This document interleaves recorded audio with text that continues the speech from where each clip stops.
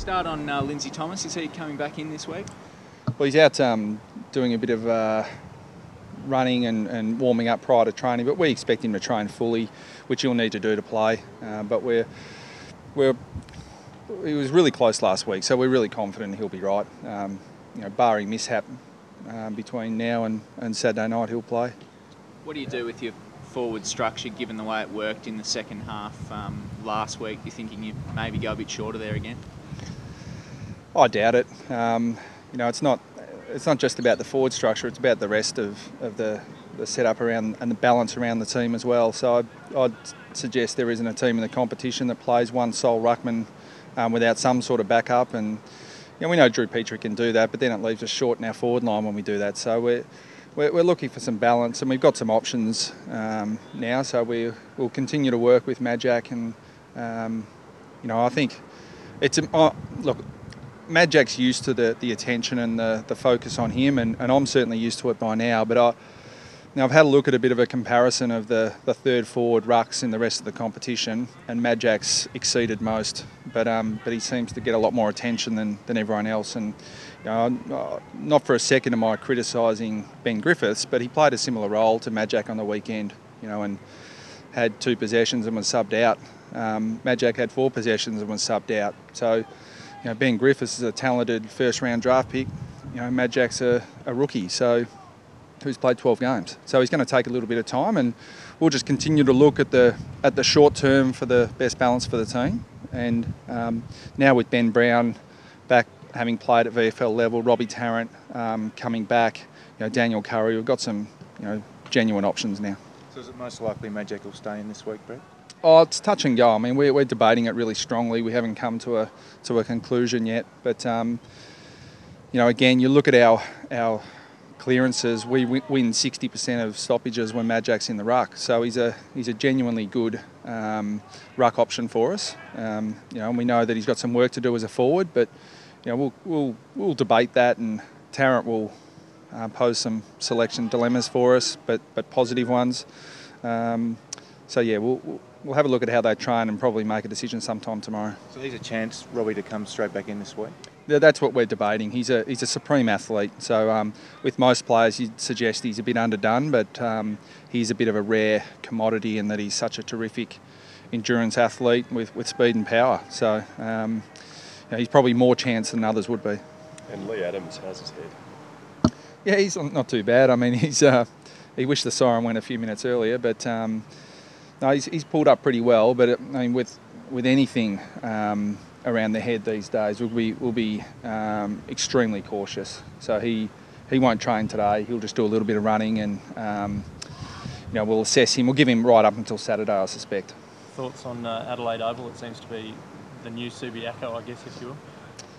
Well, it looks like I was over there for the season launch. The stadium looks sensational, so we're really looking forward to playing there. And the boys have adapted really well to travel this year, so this will be another huge challenge in front of a sellout crowd, I'm sure, and against a really good opposition with a team laden with talent. So we look forward to what will be a huge challenge on Saturday night. Any secret to the success on travel? I mean, is it something that you sort of talk about with the boys in a lead up to a game like this?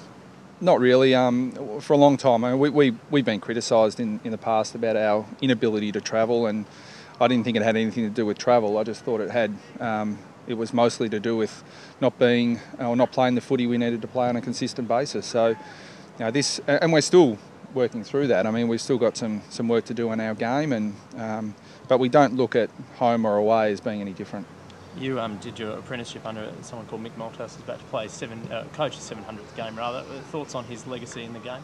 Oh, he's an absolute legend of coaching, and I know that I'm only one of many senior coaches who've worked underneath Mick, and one thing I know, I wouldn't be in this position now if it wasn't for the tutelage of Mick Malthouse, and he's an exceptional person. The only disappointment I have with Mick is I wish more people saw the Mick Malthouse that I know.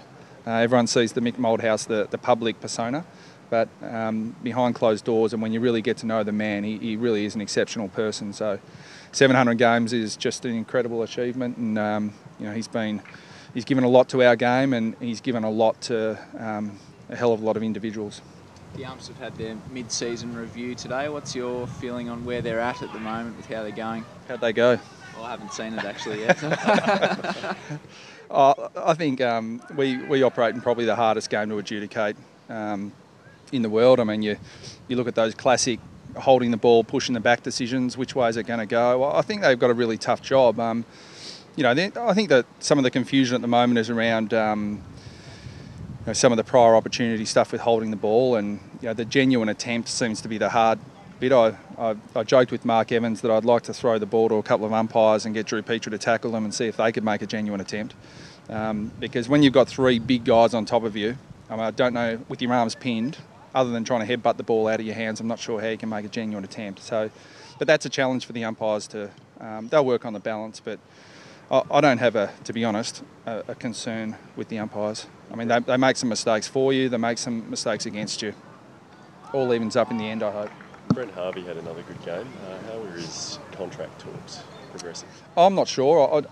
I'm not heavily involved with that, other than a conversation which I haven't had with Boomer. Usually it's the sort of mid to back end of the year where he'll come to me and ask what I'm thinking, and I'll ask the same of him, and then we'll either agree to go on, which we have every other year, and right at the moment, the way he's going, you'd suggest that he'll do that again.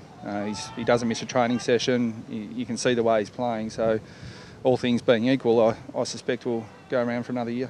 Nathan Grimer, Brad, how's the Footy's a chance to play this week? No. I thought he was, actually, just before this press conference. I thought he would be a chance, but we've erred on the side of caution there.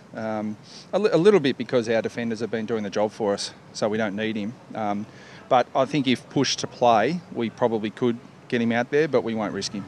And the Crows this year, I mean, what have you made of their form? They seem to have really taken it up a notch since Tex Walker's been back. Oh, no doubt he makes a huge difference. He would to any team. I think that's not to undersell the role that Podsy Adley and Jenkins have been playing for them as well. Dangerfield played a bit forward, so they're a really, really capable football side. They seem really well organised, and I think that when they click, they'll be a formidable side, and our job is to make sure that we disrupt that. But it's going to be a huge challenge. We're not. I think they're one of the best 10th place sides I've seen in a long time. Just in terms of the backline depth, I imagine that with some of the injuries, you must be glad that Michael Ferrito went round again.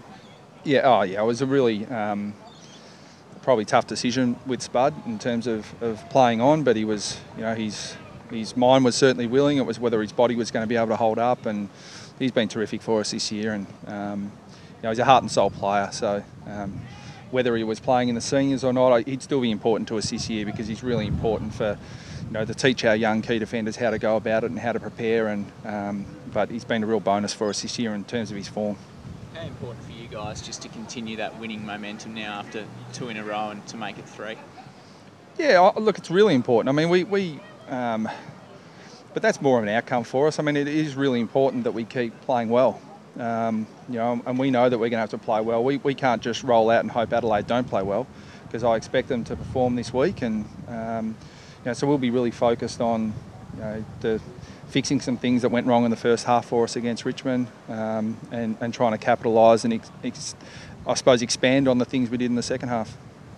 Sorry, just one more on the umps. Did you feel Paul Roos had a point yesterday in terms of, I think his feeling was that they've swallowed the whistle a bit this year and they're not paying enough frees? I don't think they can win, the umpires. I mean, I respect Roosy's right to an opinion, but my personal opinion is that I get really frustrated when the umpires guess. So I would much prefer for the umpires to miss a couple than to guess and get one wrong. So I think paying the obvious free kicks makes a lot of sense to me. But one thing I know for sure, they are in the worst possible position, umpires, because they'll never get it right. And they'll never get to a stage where everyone's happy. Thanks, Brad. Good on you. Thanks.